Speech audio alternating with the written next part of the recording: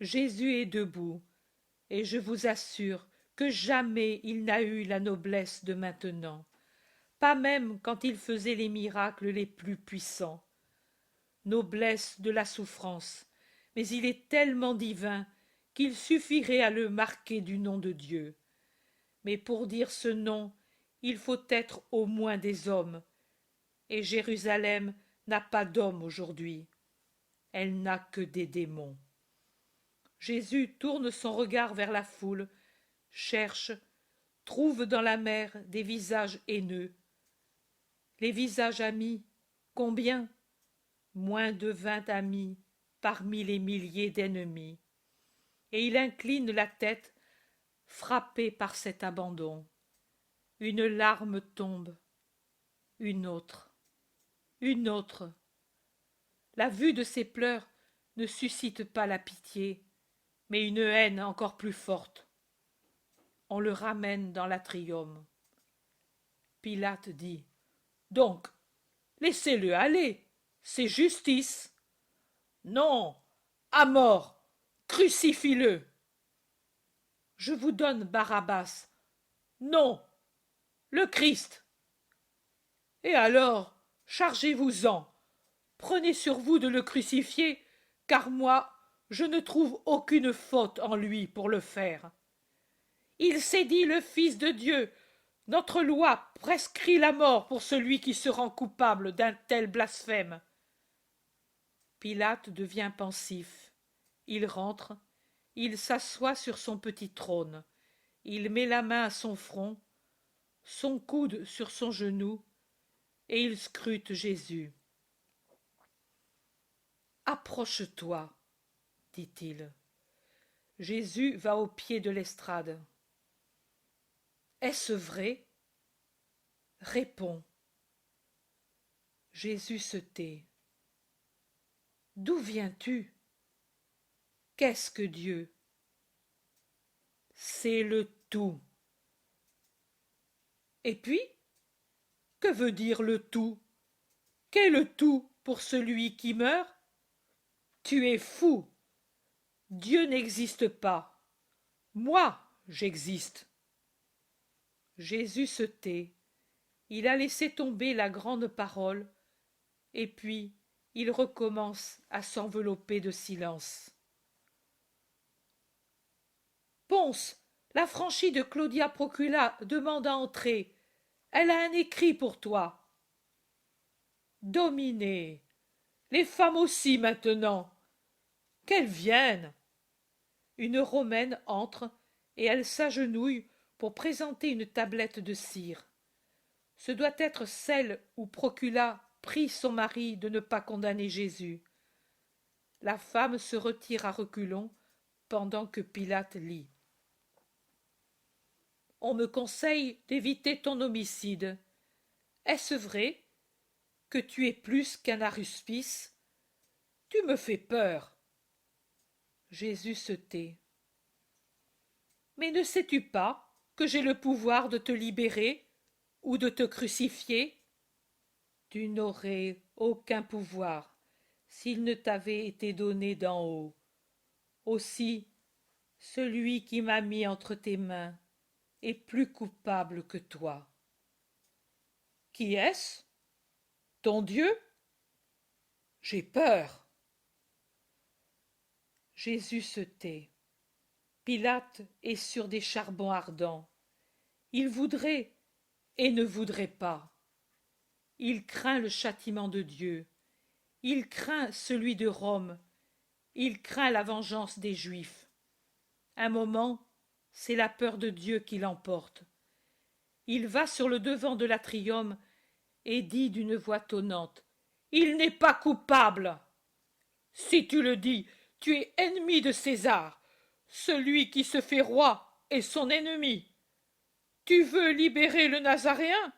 Nous le ferons savoir à César. Pilate est pris par la peur de l'homme.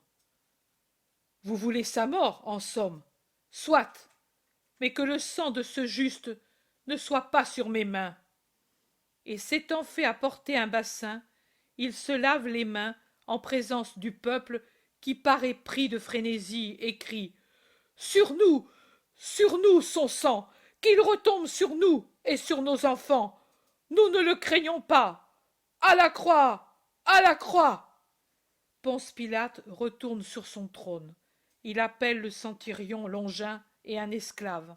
Il se fait apporter par l'esclave une table sur laquelle il appuie une pancarte et y fait écrire Jésus, Nazaréen, roi des Juifs. Et il la montre au peuple.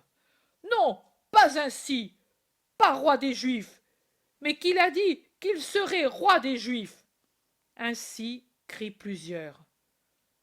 Ce que j'ai écrit, je l'ai écrit, dit durement Pilate, et debout, il étend les mains, les paumes en avant et en bas, et ordonne qu'il aille à la croix. Soldat, va, prépare la croix. Et il descend sans même plus se retourner vers la foule agitée, ni vers le pâle condamné. Il sort de l'atrium. Jésus reste au milieu de l'atrium, sous la garde des soldats, attendant la croix. Soirée du 7 mars 1944. À qui puis-je dire ce que je souffre? À personne de cette terre, car ce n'est pas une souffrance de la terre, et elle ne serait pas comprise. C'est une souffrance qui est douceur, et une douceur qui est souffrance. Je voudrais souffrir 10 fois, 100 fois autant.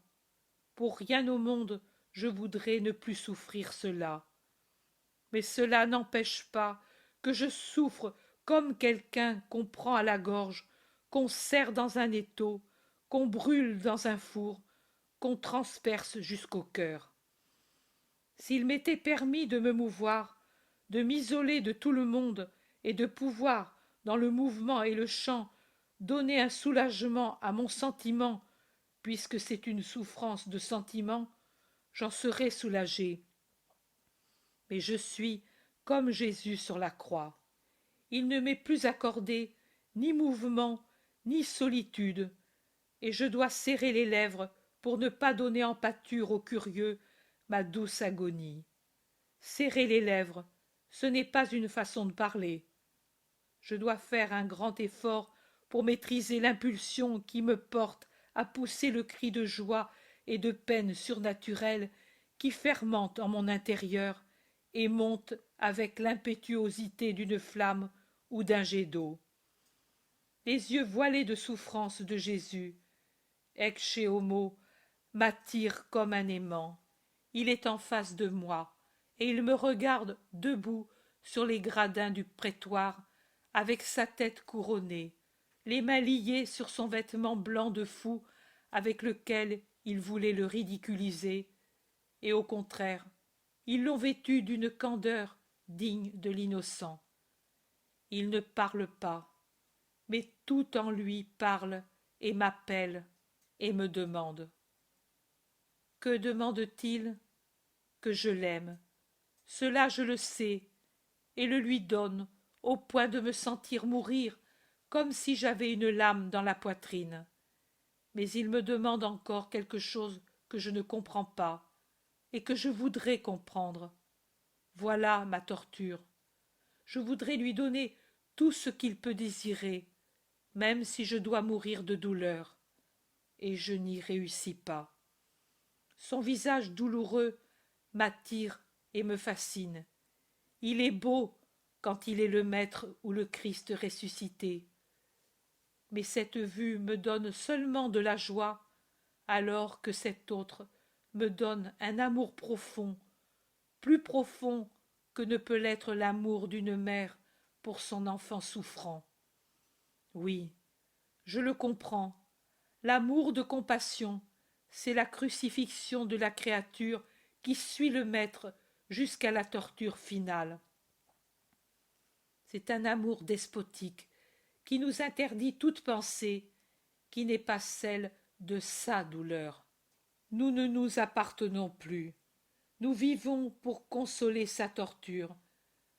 Et sa torture est notre tourment qui nous tue, pas seulement métaphoriquement.